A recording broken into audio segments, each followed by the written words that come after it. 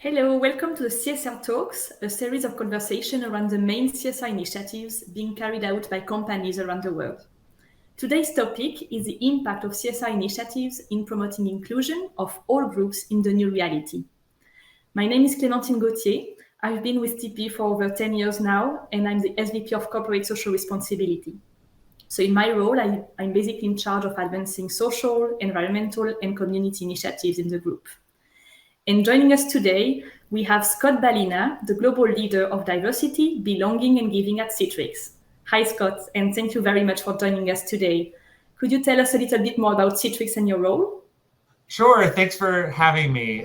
So as you said, I lead diversity, belonging, and giving at Citrix. So that really means I'm responsible for two big programs, our diversity, equity, and inclusion program, and all corporate citizenship around the world. And those are, at least for us, two very distinct roles. So diversity, equity, inclusion, doing everything we can to promote the attraction, retention, development, and advancement of all sorts of diversity within Citrix. And then corporate citizenship is really how we engage with our communities where we live and work to help those nonprofits in those locations serve the community. I've been with Citrix now for a little over 3 years. We are a 10,000 person company based in 40 offices around the world.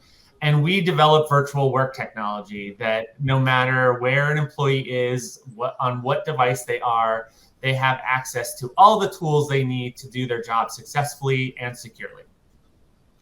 Extremely interesting, especially in such a period, right? And I Absolutely. imagine that, the pandemic and all of the emergence of remote and hybrid work must have impacted the way you can include as a company people from different groups, from different backgrounds. So could you share your views on that and some examples maybe? Yeah, so we did a lot of work during the pandemic. A couple that I would like to highlight. One was in our offices in Bangalore, India, and this was a great overlap between diversity and corporate citizenship. We had been working with a transgender women's community in Bangalore, and those folks are the disadvantaged of the disadvantaged. A lot of them resort to begging in order to earn their livelihoods, and we invested donation dollars into a training program for that community.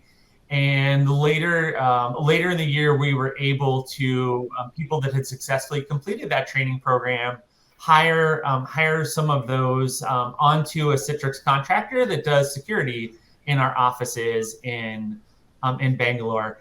Something we did much more internally, we have a thriving employee resource group program.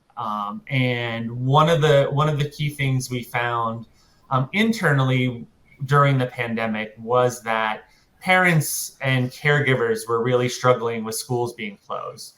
So we started, an entire community of folks that help support each other. We connected them to learning resources. We actually even sponsored some learning resources with Girls Who Code and a local museum here in Florida, so that their children could continue to learn and enrich their education in their lives. That's very inspiring. Thank you. As an IT company, I believe you must have specific challenges when it comes to diversity. And probably one would think about women that traditionally may not be that present in an IT world. So could you tell us a little bit more on the specific actions you are undertaking to overcome that? Sure. So, we, as many IT companies, have trouble attracting and retaining women. They're a lower percentage of our employees than we would like. So we've done a few things. One, we've worked with our executive team. We have specific goals around the diverse talent that we are going to have within the organization.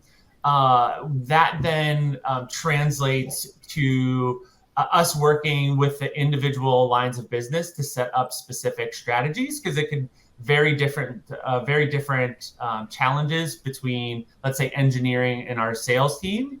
And then we've really worked very closely with external partners like Girls Who Code and the Anita B. org for the Grace Hopper Conference to us to really build a strong pipeline. Here in the U.S., we also have a challenge around our Black and African American employees.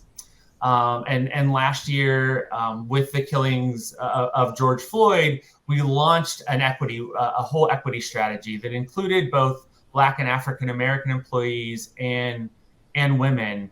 And we've made a lot of changes because of that. So we are partnering with new organizations to help grow that pool. So, for example, there's some Black and African American sororities and fraternities here at U.S. universities that have mentoring programs for kids, and we've invested in that. We're working with the United Negro College Fund for scholarships so that we help build that pipeline of talent coming into Citrix. And then we've put mentoring and sponsorship programs in place to help the talent that's already here advance within the organization. So Clementine, I know TP also has really strong programs that promote inclusion of disadvantaged groups. Can you tell me a little bit about how those were impacted by the pandemic and remote work? Of course, yeah.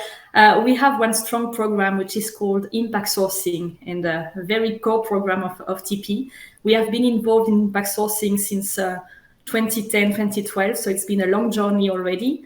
So what is impact sourcing? Essentially, it's a proactive action where you try to hire and retain and train people from vulnerable groups. So we have different programs depending on the countries, for instance, focusing on trying to integrate people who are long-term unemployed, people who are living under poverty line, refugees, people with disabilities, etc. So that's extremely an impactful program because by providing a fair employment and decent employment, you can have a lasting impact on communities. So that's why we like this program the most. We see, of course, that the pandemic has impacted the impact workers in the first place, but we see the impacts really in two ways. One, as a downside, is that we see that most of the roles are moving to a remote work and hybrid work, and that may constitute some more barriers to these people because they might not have the internet connection at home, or they might not have all of the computer skills. So it's very important for companies, I believe, to be conscious of these barriers and try to overcome that by, for instance, building some trainings on computer skills, etc. On the other side, maybe the positive aspect is that through the remote work, you can now have access to people who are living in, for instance, rural areas or areas where otherwise they wouldn't have it wouldn't have been possible for them to come to the office, and now they could have an opportunity. So that's also maybe some of the takeaways we can take from all of that context. Wow, that sounds like you're making some really amazing impact with your disadvantaged groups at TP. Thank you. Yeah, we are definitely trying to push for more. So thank you, Scott. Thank you for all of these insights today. And thank you to the audience for listening us. So as always, feel free to share all of your insights in the comment section and stay tuned for more CSR talks. Bye.